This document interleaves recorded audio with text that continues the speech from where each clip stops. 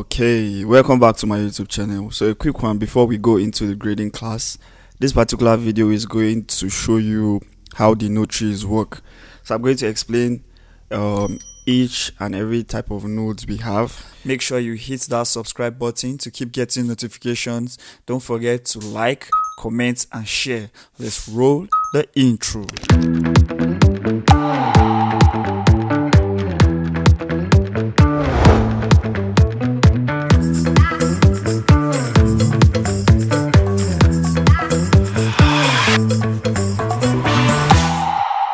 Basically, I'll explain 5 type of nodes, which I'll start from the serial node to the parallel node to the layer mixer, the outside node, and the split combiner node. So how the node works is it flows from the left to the right, and that means we go from here to this way.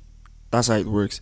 Now think of this node as, I don't know if you've ever used Photoshop or Premiere Pro to work or edit anything. There's what we call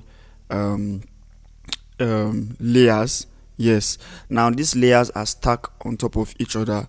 Whatsoever you correct here, you can make another correction in the next one, keep going like that. So it's like you are stacking up something. Basically it's just like a ladder, and you start from the down part to the up. You keep on climbing till you are able to accomplish what you want to do. So yes, this first node here is the serial node. Serial, it flows like this, it keeps on going like this. We keep on going this way, and basically it's like the first type of nodes we use to make our corrections. So now when you come into your color interface, you always have this node here, which is the first node, which is where your work can start. And how do you create more serial nodes? You can use option S if you are using Mac, while on Windows you can use alternative S, I think, or rather you could just right click on the node and then go to add node and select add serial node. Now you can see you've created a new node. So now let me show you what's happen if we are to work on each of these nodes. So let's come to the first one and do our basic correction. Basically our image is sitting quite okay, but we could just decide to increase the contrast a little and then just open up our, okay, take our pivot down a little and maybe just push our black up and our whites down. That's our lift and our gain. So let's say we are leaving it at this. Let's take this off. Can you see? And we'll bring this back. So you can take this off still by using alternative D, that's taking everything off, and then command D is to take a particular serial node off and bring it back, any other node actually. So now we can decide to say, okay, in this next node what we want to do here is to add saturation. Can you see? And this is also adding saturation. And then we can move to the next node and say, okay, we want to maybe change the feel of this whole image. So we could say, let's take it towards blue. We could go to our offset, start taking it down. This is also reducing that yellow that we have in our image. Can you see? This is also giving it a different feel. Now this is how you can use these nodes, and it's not like these corrections I just did, you can actually do it inside one node, but having different nodes to do this gives you more room to make better corrections. So for example, now imagine I want to use a window tool here, and I come here and I select a window tool. Can you see that the window tool only affected, the correction we made now only affected the parts which our window tool is being created and selected. So this is where having a new node comes in, where you could just, maybe that particular correction you want to make, you could just do it in a new node, and maybe you just pick this side and make your corrections. Say, okay, this is the only place I want to affect, so you just take it down a little. Can you see? Balancing the highlights and everything. This is in a new node. Now this is you having different nodes where you are working on. So next, let's move to the parallel node. Now the parallel node is like, it helps you to mix what you are doing to have a smooth transition, let me put it that way, in your correction. Basically, most times when you want to use some of your effects, your window tools and whatsoever. So let me show you how it works. For example, here we still have our serial node, and let's say we still make our corrections with our contrast, and maybe let's just say we want to do a white balance fast. Let me just pick this white area, and let's say we have our white balance correct, and then we just go to a new node. And to create a serial node, you can come click here, just like I said, come to add node, parallel node, and then you come and select add parallel node, and you can do that depending on amounts of the parallel nodes you want to add. Or I could just use option P. The more I click, the more I create. So this is me, I created 1, 2, 3, 4. So let's say here what we want to do, we want to add our saturation here. Now we've added our saturation here, and then here basically I want to reduce the yellows in our image first, and I have this done. And then I'll come here and let me see. Okay, I want to work on this pink, so I want to just select this pink color and adjust it, and adjust the pink, and maybe I want to just take down the saturation a little. Can you see? This is before, this is after. And then here I want to take the window tool and maybe just fix it. I'm just showing you things you can use these nodes to do, and maybe I'll just correct it so that when we go into the color grading, the full color grading video, you'll be able to work and know what you are doing. Now this is me stepping this down, and then I can decide to, okay, here I'm still going to work on this yellow, so I'm going to select just this yellow, then I fix it. Pardon me that I'm just being fast. I don't want the video to be too long because I'm just talking about nodes and how you can use them. So before we do the main work, so this is me picking up just the yellow and maybe making the yellow brighter, increasing the light. I'm just showing you things you can do. So this is our yellow before and now. So this is we working on our image, so you can just mix them and work. So let's go back, and we have our corrections still here. The next one, we have our saturation. So now the next node I'm going to create is called the layer mixer. Now how the layer mixer works is you can create the layer mixer with option L, or just like how I showed you, you could like click and select here. You come here and add a layer mixer, you have it. So now how it works here in the layer mixer is that anything that is anything at the bottom here is basically the one at the top. Do you understand? Anything I do without isolating the bottom layer, we are not going to see it. For example, let me show you. Come in here, and I take my blues down completely. We can actually see from the node here that we've selected this node and added blue to it, but we can't see it affect our image here. But if I take down these nodes completely, you see, we can actually see it. So now what is one of the uses of this layer mixer? Most times we use it to isolate the skin tone so that our skin can have like a different look from the background. Most times we want to create like a different look, all those cinematic type of looks, probably teal and orange and all those type of looks. We basically can use the layer mixer for isolation. So now let me show you how this works. I'm not going to clean this node up that I've added this blue, but let me pick something here that we are going to isolate so you see something. So let's pick this yellow, and we work on the yellow.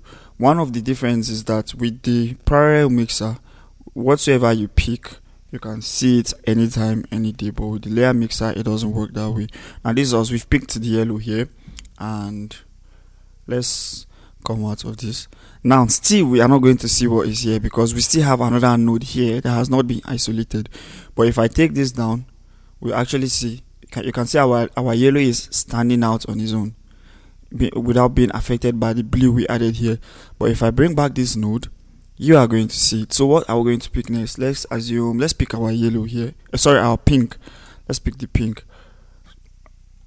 Let's click on this node and pick the pink. Can you see that we are having a different view now? So working on this and making sure that I'm selecting only the pink. Now you can see the difference between the parallel mixer and the layer mixer. This is the layer mixer now. You can see how we can actually isolate colors from each other without blending them, while the other helps us to blend. So now let's move to outside node. Now how the outside node works, sorry, I have to reconnect this back because I deleted it. How the outside node works now, let me show you. So for example, let's say you can use your key, your qualifier, and maybe we select this pink, just the pink. Let me make sure it's selected well. Yes. So now basically we can just add color to our pink. And what do we want to do next? Option O is what helps us to create the outside node, or you can still come, just like I said, add node and click on outside node, and it's going to create. So basically what this outside node is doing is, if I select this pink in the first node and I correct this pink, when I create an outside node, that means this outside node is going to affect everything here aside from where my pink is. We still have a selection of pink here, so it's not going to affect this too. So let me show you what it means. Let's take down the saturation in our outside node completely. Can you see what it's doing? So our pink only, anywhere that has pink, is the only place that has been affected. This also can work if we use our window tool. Let me show you. So let's come here and select the circle, and let's put it here. Let's make this correction and balance it on his face, and okay, I'll add saturation here. Can you see there's a saturation on his face? And then let's create an outside node, still with our option O, or alternative O if you're using a window. So let me zoom this so you can see something. I want to zoom this so you can see what we have here. Can you see that where we selected here is when we go to an outside node, you basically see that place now is being covered, and then the outside is what we see. So basically that's how it affects the image. So we can decide to say we're stepping down the saturation fully. So you see only his face is being affected, and it's not only saturation. We can change colors. Can you see? We can play around, create different effects. We can reduce the lights. Can you see? We can reduce the lights. We can even as well make the background more blurry. Let me show you. Can you see? Only his face is being focused. Now this is us playing with the outside node while we are leaving the first node we selected in focus. And then now you can now decide to, okay, let's mix everything together. Take down the saturation, give it a little blue, warm tone, cold tone, sorry, and we have this. And then the next one now is our split combiner node. So let me just come here and create a split combiner node. Now how this works is, this split combiner node now deals with our colors, which is the red, blue and green. So what we are going to do here is we create a node. Let me show you something. I'll add this node here. This is for red. I'll create another node. This is for green. and then I'll create another node here. This is for blue, and I'll put this here. So what am I going to do next? Come here and I click on combiner. Now we want to combine these colors all together. Now you can see that what we have here is only our red, because red is the only one that has been connected, and you know that the three colors are basically what creates the whole image we see: the blue, the green, and the red.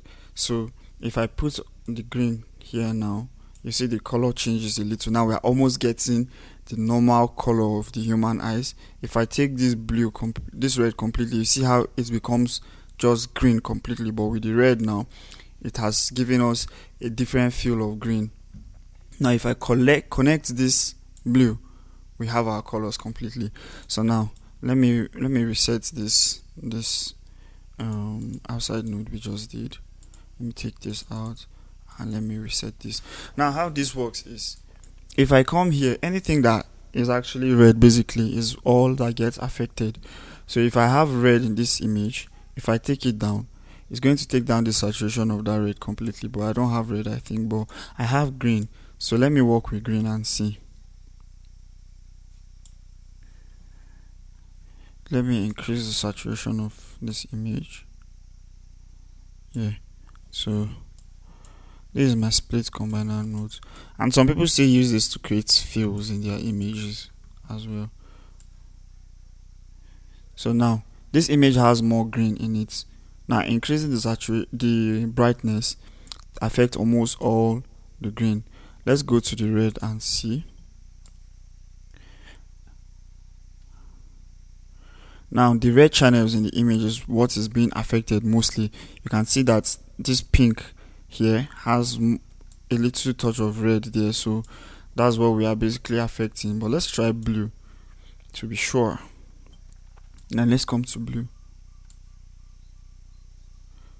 So you can see the first side that started getting affected was this place, because this is where we have more of the blue, and then towards the sky.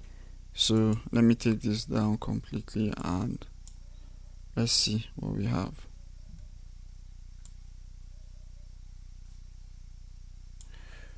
So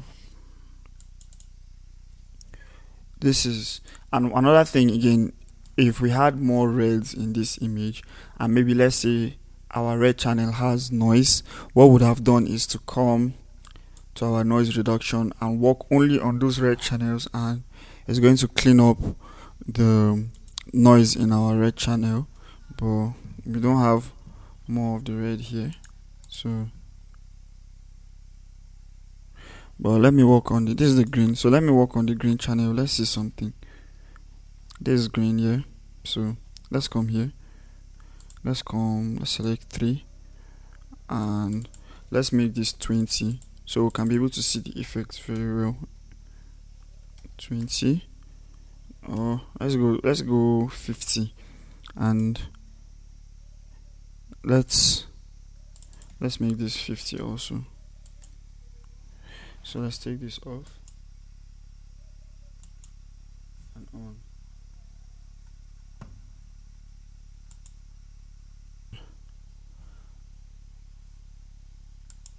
I'm coming.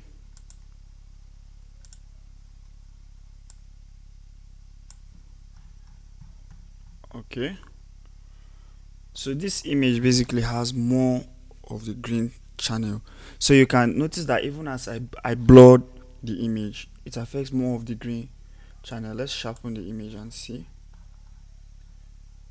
and let me do this with the red.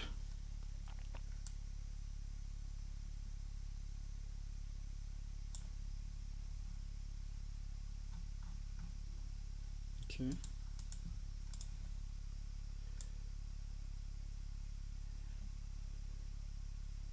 and then this is with the blue.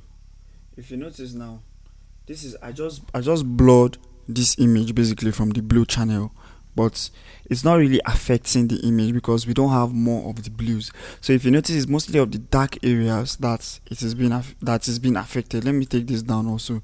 You can see most of the dark sides are where it is affecting. How about let's say we add a little color to this, to the blue channel, and let's take it back. You can see that most sides that are basically blue and maybe a little bit of white are where it's been affected. Our green are still sitting where they sit, and our yellow. So this is also one way you can use the split combiner node, just like I said. So yeah, we've gone through these nodes. You can see how we can use them to work. So when the next video now, it's going to be where we are going to do a full proper grid. So make sure you understand these nodes and how they work before we start the color grading, so you can be able to follow along. And once more, thank you for coming back to my YouTube channel. Make sure you subscribe to the channel to keep getting notifications on color grading if you really want to learn color grading. And also don't forget to like, share and subscribe. Thank you very much. I'll see you in the next video.